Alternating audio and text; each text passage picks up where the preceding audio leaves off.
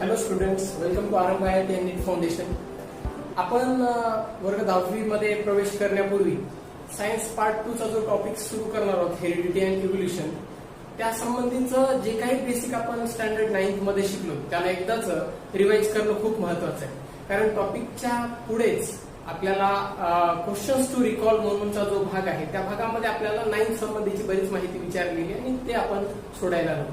चला तर पाहूया हेरिडिटी अँड इव्होल्युशन या टॉपिक मध्ये या 10वीच्या साठीचं काय बेस शिकलेलं आहे. पाहूया काही प्रश्न त्या संबंधीची आणि माहिती. तर पहा, सर्वप्रथम आपण त्या टॉपिक मध्ये जो भाग शिकलो तो म्हणजे इनहेरिटन्सचा. इनहेरिटन्स या शब्दाचा मुळात जो अर्थ आहे टू इनहेरिट, म्हणजे एखाद्या गोष्टीला जशाच तसे दाखवणे, टू शो द रिसेम्बलन्स. आणि या इनहेरिटन्स वरच डिपेंड आपण पुढे जेनेटिक्स शिकलो. जेनेटिक्स काय आहे? जेनेटिक्स ही बायोची एक ब्रँच आहे. It is the branch of biology, ज्या ब्रँच मध्ये, ज्या शाखेमध्ये आपण स्पेसिफिकली जीन्सचा अभ्यास करतो. आणि जीन्स काय ते आपल्याला या टॉपिक मध्ये माहिती मिळालेली आहे. त्या संबंधीची डेफिनेशन आपण इथे लिहिलेलीच आहे. Genetics is the branch of biology which studies the transfer of characteristics of organisms from one generation to the next and specifically studying the genes. Okay, तर जेनेटिक्स या ब्रँच मध्ये आपण एका पिढीतून दुसऱ्या पिढीत जी कॅरेक्टर्स इनहेरिट केली जातात त्या प्रक्रियेला शिकतो आणि स्पेसिफिकली जीन्सला शिकत असतो. आता यासोबतच आपण हेरिडिटीकडे वळलो. मागच्या वर्षी वर्ग 9वीला आपण हेरिडिटीची डेफिनेशन पाहिलेली आहे. Heredity is nothing but the transfer of characters. याला मेंडेलने ट्रेट्स म्हटलेलं होतं. मेंडेलच्या भाषेमध्ये कॅरेक्टर्स म्हणजे ट्रेट्स. तर जी ट्रेट्स आहेत आई वडिलांकडे ती त्यांच्या पुढच्या पिढीकडे पाठवल्या जाणं यालाच हेरिडिटी असं म्हणतात. यानंतर आपण जेनेटिक मटेरियल्स सुद्धा शिकलो. ते दोन जेनेटिक मटेरियल्स म्हणजे डीएनए आणि आरएनए. तुम्हाला माहिती आहे यातला NA हा न्यूक्लिक ऍसिड आहे. ओके, न्यूक्लिक ऍसिड ही दोघेही न्यूक्लिक ऍसिडचीच प्रकार आहेत. ते डीएनए आणि आरएनए याबद्दल आपण माहिती शिकलेली आहे. डीएनए काय आहे डीएनए? तर DNA deoxy ribo nucleic acid आहे. आरएनए काय आहे? रायबोज न्यूक्लिक ऍसिड आहे. डीएनए आणि आरएनए यांना न्यूक्लिक ऍसिड म्हणण्यामागचं कारण म्हणजे ह्या वैज्ञानिकांनी केलेलं संशोधन. फ्रेडरिक मैशर यांनी 1869 साली WBCs मध्ये ही स्ट्रक्चर्स, न्यूक्लिक ऍसिडची स्ट्रक्चर्स अभ्यासली होती आणि ती स्ट्रक्चर ही त्या पेशीच्या न्यूक्लियस मध्ये होती. म्हणून या ऍसिड्सला न्यूक्लिक ऍसिड असं नाव मिळालंय. DNA is deoxyribonucleic acid आणि आरएनए म्हणजे रायबो न्यूक्लिक ऍसिड. त्यानंतर आपण जीन ह्या कन्सेप्ट कडे वळणार आहोत. जीन नक्की काय आहे त्या गोष्टी संबंधी पहा लक्षात इकडे. तर डीएनए वरील डीएनए जे आहे ते डबल हेलिक्स स्ट्रक्चर आहे. एक असं स्ट्रक्चर जसं काही एखादी शिडी आपण ट्विस्ट केली आहे. एखाद्या शिडीला जर आपण ट्विस्ट केलं तर जे स्ट्रक्चर तयार होतं त्याला डबल हेलिक्स स्ट्रक्चर म्हणतात. तर डीएनए वरचा पर्टिक्युलर सेगमेंट, असे खूप सारे सेगमेंट म्हणून डीएनए बनलाय. तर या सेगमेंटला म्हटलं जातं जीन. काय असतं या जीनचं महत्व? तर जीन हाच डीएनए वरचा असा पार्ट आहे जो part particular kind of protein सिंथेसिसची इन्फॉर्मेशन त्यामध्ये ठेवत असतो. म्हणजे एखादं एन्झाईम प्रिपेअर करण्यासाठी लागणारं प्रोटीन आणि ते प्रोटीन बनण्यासाठी लागणारी सर्व इन्फॉर्मेशन मुळातच या जीन मध्ये असते. Gene is responsible for synthesis of particular kind of proteins. ही माहिती आपण मागच्या वर्षी शिकलो. अतिशय महत्वाची माहिती आहे आणि यावर्षी सुद्धा आपल्याला त्या माहितीच्या आधारावरच पुढे जायचं. तर जीन म्हणजे डीएनएचा असा भाग ज्याच्यात स्वतःकडे इन्फॉर्मेशन असते एक particular kind of protein synthesize करण्याची. तर जीन बद्दल आपल्याला माहिती मिळाली. जीन हा सेगमेंट ऑफ डीएनए आहे. त्यानंतर आपण क्रोमोझोम्स बद्दल पाहूया. क्रोमोझोम काय असतो? Chromosome is a single thread. Chromosome is made up of single thread. Chromosome हा सिंगल थ्रेडचा बनलेला आहे. तो थ्रेड म्हणजे डीएनएचा. डीएनएच्या एकाच धाग्यापासून बनलेलं स्ट्रक्चर म्हणजे क्रोमोझोम्स आणि जे की न्यूक्लियसच्या आतच असतं. क्रोमोझोम्स हे डीएनएचे बनलेले असतात. ही गोष्ट मात्र लक्षात ठेवा.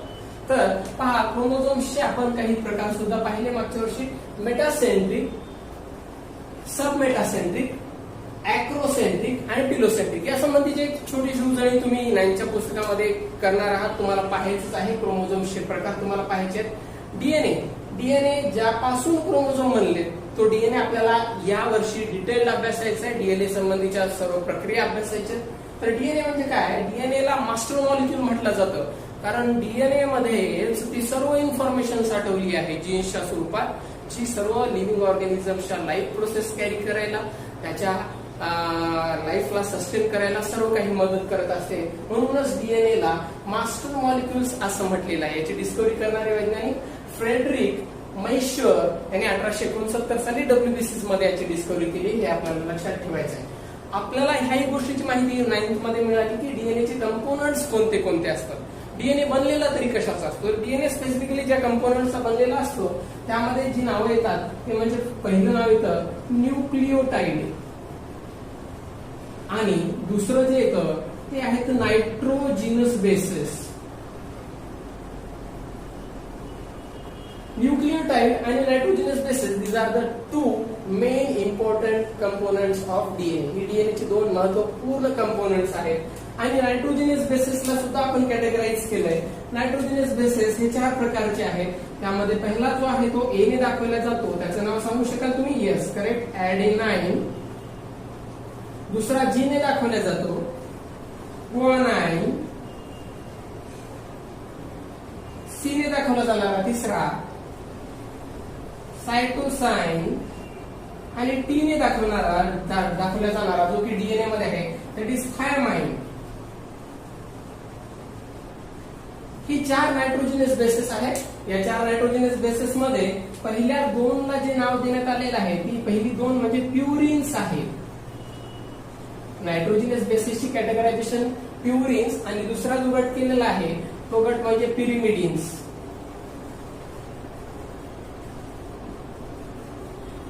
आता यामध्ये आहे काय तर ही नायट्रोजिनस बेसेस 4 प्रकारची असल्या कारणाने या 4 प्रकारच्या नायट्रोजिनस बेसेसमुळे न्यूक्लियोटाइड्सचे सुद्धा 4 प्रकार पडतात.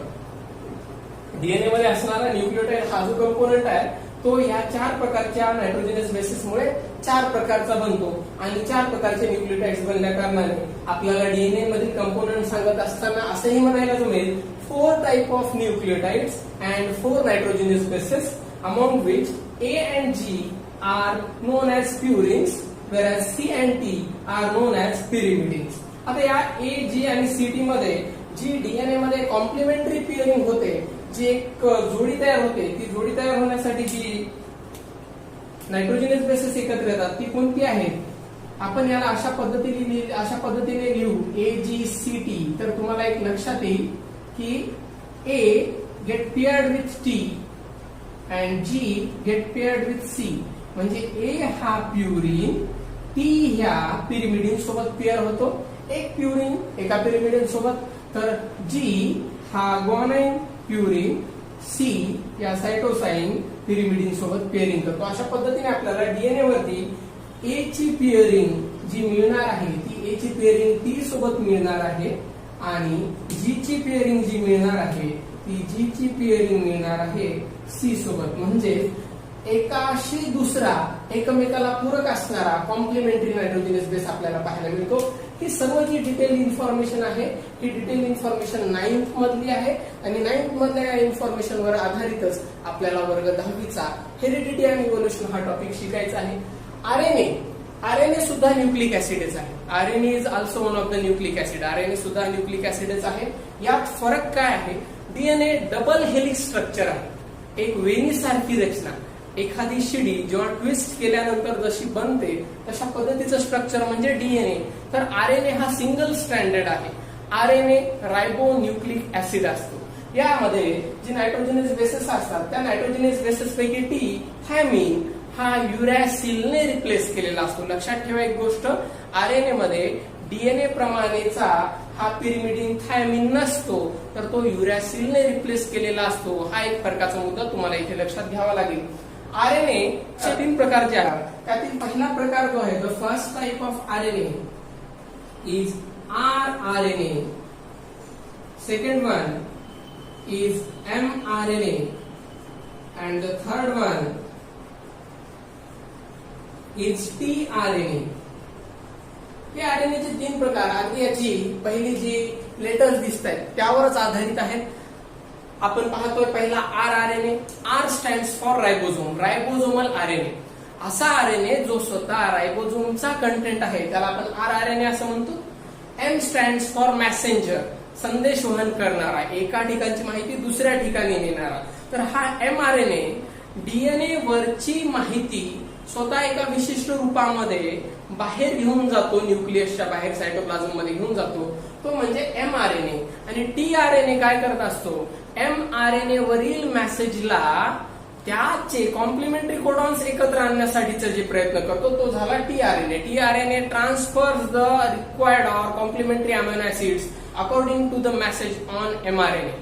ही पूर्ण माहिती वर्ग 9वीचा पूर्ण अभ्यासक्रम रिवाइज केल्यानंतर वर्ग 10वीचा हेरिडिटी अँड इव्होल्युशन टॉपिक्स तुम्हाला शिकताना खूप आनंद मिळेल. परंतु ही माहिती अत्यंत महत्वाची आहे. ही माहिती तुम्ही घ्या आणि त्या संबंधित ज्या कुठल्या डायग्राम्स आपण इथे वापरण्यात आल्या, त्या संबंधीची माहिती इथे वापरण्यात आली, त्याचाही उपयोग करा आणि नक्कीच तुम्हाला पुढचा टॉपिक सोपा जाईल. या संबंधी काय डॉक्टर्स असतात तर तुम्ही विचारू शकता.